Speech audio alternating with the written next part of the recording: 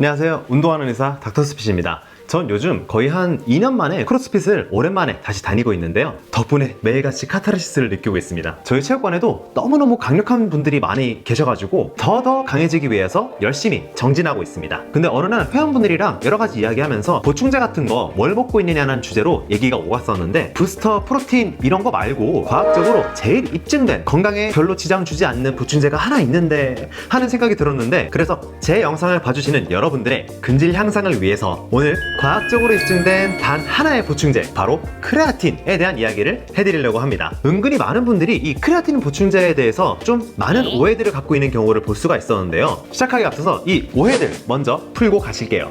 우선 이 크레아틴이 무엇이며 또 어떤 역할을 하는지 먼저 알아야겠죠? 크레아틴이 몸에서 어떤 일을 하는가? 간에서 대사를 거쳐서 자연스럽게 생산되는 아미노산의 복합체인 펩타이드입니다. 이 녀석들은 근육의 에너지 대사에서 아주 중요한 역할을 하게 되는데요. 정확히는 에너지원인 ATP가 한번 쓰이고 나면은 ADP로 변하게 되는데, 여기에 이 부족해진 인산기를 가져다가 다시 붙여주는 역할을 크레아틴이 하게 되어요. 수송차 역할이라 볼 수 있죠. 이는 특히 20초 이하의 짧은 고강도의 운동에서 주로 에너지를 전달하는 역할을 하게 됩니다. 크로스핏의 경우는 본 운동이 보통은 한 20분 이내에 다 끝나게 되는데, 여기에서 주된 에너지원은 인산기와 크레아틴과 글리코겐이 주된 에너지로 쓰이게 됩니다. 또한 헬스 하시는 분들은 고강도의 웨이트 세트를 진행하실 때 짧게는 한 세트당 2회, 많게는 5회 정도 진행을 하시게 될 텐데요. 여기에서도 인산기, 크레아틴, 글리코겐이 주된 에너지 역할을 하게 됩니다. 크레아틴은 모든 종류의 운동에 골고루 쓰인다 라기보다도 주로 짧은 시간 내에 높은 속도를 내야 되거나 큰 출력의 힘을 내야 되는 운동에서 주된 에너지원으로 쓰인다 라고 볼 수가 있어요. 근육 내 크레아틴 저장량, 혈중 내 크레아틴 농도, 이런 것들의 증가는 우리 신체 에너지 시스템의 잠재력과 운동 수행 능력을 전반적으로 향상시키는 역할을 할 수가 있습니다. 그래서 결과적으로 크레아틴이 몸속에 넉넉하게 있으면 파워, 동작 반복수, 운동 볼륨 이런 것들을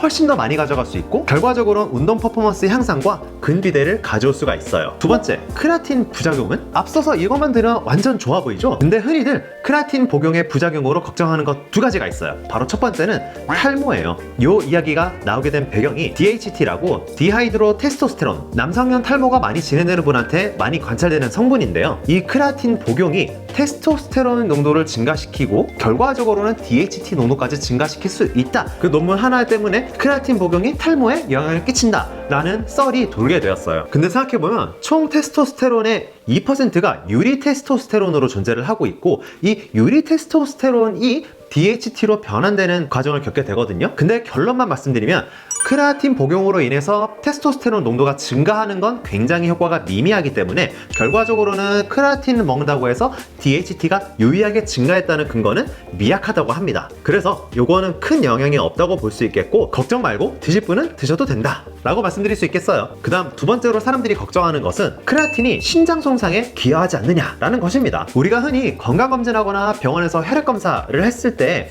주로 신장 수치라고 얘기하는 게 바로 크레아티닌이라는 성분이거든요. 이건 크레아틴의 대사 성분 물질이라 볼 수 있어요. 우리의 콩팥에서 크레아티닌은 재흡수가 안 되고 바로 소변으로 배설되기 때문에 혈중에 크레아티닌 수치가 높다라고 하면 그만큼 신장 기능이 떨어져 있음을 반영하는 지표가 될 수 있겠어요. 그러니까 애초에 신장 기능에 이상이 있는 분이 아니라면 크레아티닌이 콩팥을 통해서 다 나가게 되니까 섭취하는 것과 신장 손상에 기여하는 것은 상관관계가 떨어진다고 볼 수가 있습니다. 다만 크레아틴을 과도하게 복용하는 것은 좀 주의해야 될 수가 있어요. 그러면 정말 부작용이 없을까요? 딱 두 가지가 있습니다. 첫 번째로 크레아틴 섭취 시에 수분과 영양분을 적절하게 먹지 않으면 설사나 복통이 유발될 수가 있다라는 게 있는데요. 그래서 크레아틴 섭취 시에 물을 잘 드시는 건 필수적이고, 적정량의 탄수화물, 단백질을 같이 먹어주는 게 훨씬 더 흡수에 도움이 될 수가 있어요. 그 다음 두 번째로는 크레아틴이 체내에 저장되면서 수분 보유량이 높아지기 때문에 체중이 늘어난다 라는 게 있습니다. 근데 이 체중 증가가 체지방이 높아진다는 것과 동일시하면 안 돼요. 즉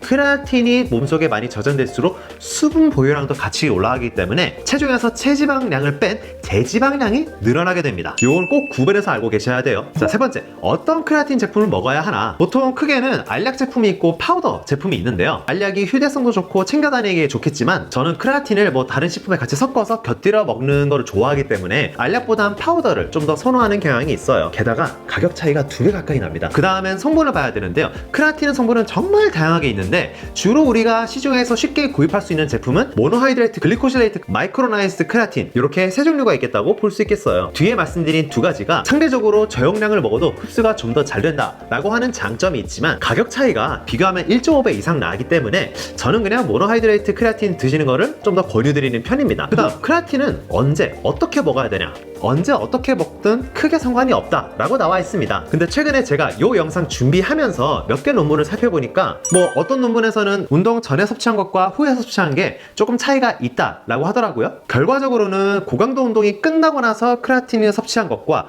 그 다음 운동하기 전에 섭취한 것 사이에서 운동 후에 섭취했던 사람들이 운동 퍼포먼스, 즉 무게 치는 거며 기록이며 근력 같은 거에 미미한 향상이 있다 라고 결론이 나왔더라고요. 근데 어차피 크레아틴은 언제 먹는다 하더라도 적정 강도의 운동에서는 크게 쓰이지가 않고 고강도의 고출력의 운동을 할 때 고갈되기 때문에 대세에 큰 지장은 없을 겁니다. 크레아틴 먹을 때는 이게 그냥 일반 물에 녹이면 절대 안 녹아요. 여기 이렇게 가루 쌓인 거 보이시죠? 맛도 더럽게 없습니다. 딱 어릴 적에 감기약 빻아가지고 가루 먹는 그런 맛이에요. 그래서 저는 주로 아침 식사할 때 무가당 요거트에 이것저것 같이 섞을 때 크레아틴도 같이 섞어서 비벼 먹습니다. 이렇게 먹으면 기분 나쁘지 않게 아주 맛있게 크레아틴을 섭취할 수가 있어요. 그리고 크레아틴 섭취하는 방법 중에 크레아틴 로딩이라고 평소에 크레아틴 안 드시던 분들이 웨이트리프팅 대회나 뭐 이런 각종 힘써야 되는 대회를 앞두고 일주일간 바짝 몸속의 크레아틴 저장량을 높이는 그런 섭취 방법이 있는데요. 저도 이것도 궁금해가지고 논문을 찾아봤거든요. 근데 3주 이상 기간 동안 복용을 한다는 전제하에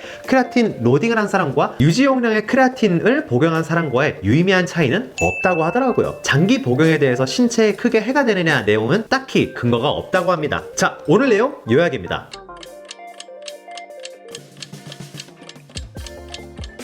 요즘 제가 다니는 크로스핏 센터를 보면은 안 그래도 인기 많고 사람 많은 곳인데 신규 회원들이 점점 많이 유입되고 있고 운동 정말 잘하는 분들도 많이 보이더라고요. 본인이 운동 퍼포먼스나 근력 향상 이런데 조금 더 욕심이 있다 그러면 크레아틴을 드셔보는 걸 저는 적극적으로 권유드립니다.